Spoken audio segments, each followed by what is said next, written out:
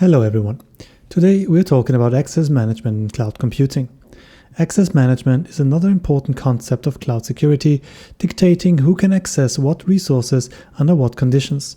This video explores the multifaceted world of access management in various cloud service models, from platform as a service to software as a service.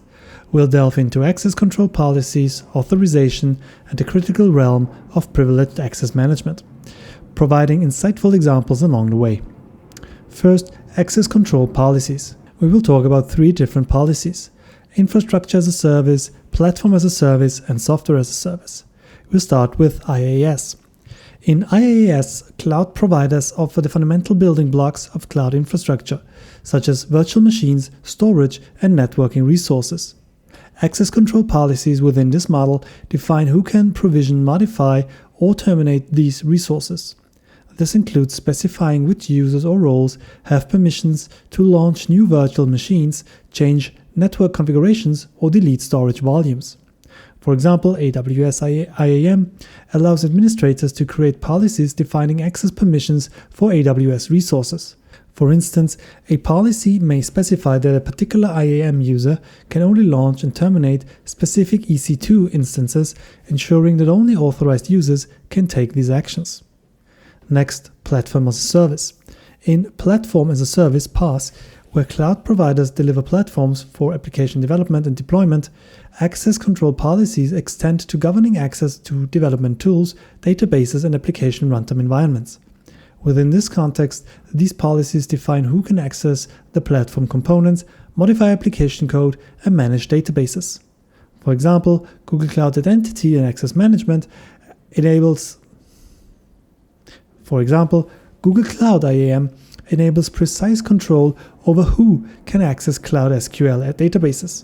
Administrators can define roles and permissions, ensuring that only authorized users and applications can read or modify sensitive data. Finally, software as a service, or SaaS. SaaS applications reside in the cloud and are accessed over the internet. Access control policies in this context manage user access to application features, data, and settings.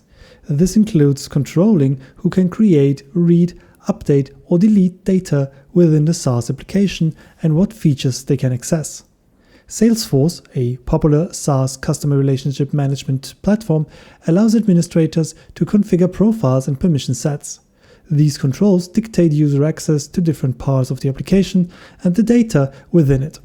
For example, a sales representative might have read-only access to customer data, while a manager has full editing privileges. Next, we move on to authorization. I will cover both role-based and attribute-based access control. First, RBAC. RBAC is a prevalent authorization model that assigns roles to users or entities. These roles determine what actions users can perform within a system or application. For instance, in cloud environment, an administrator can assign a database administrator role to a user, granting them specific privileges like creating and managing databases.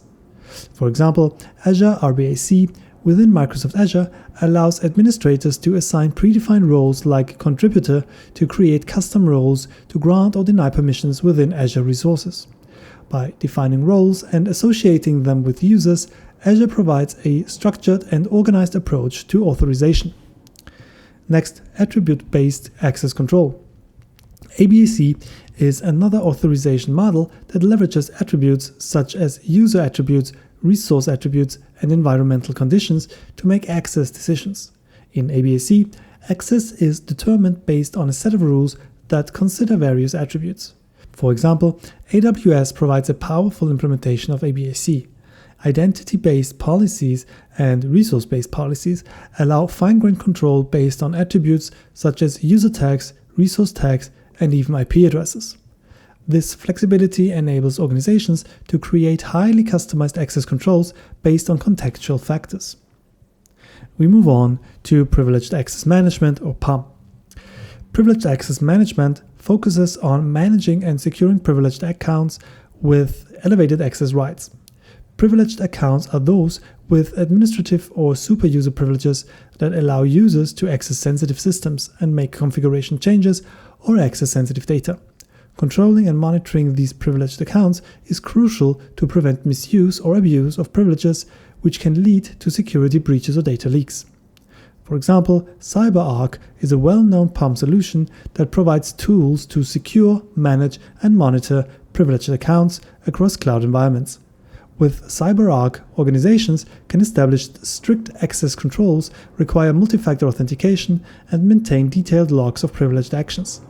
This ensures that sensitive actions are audited, helping organizations maintain compliance and security standards.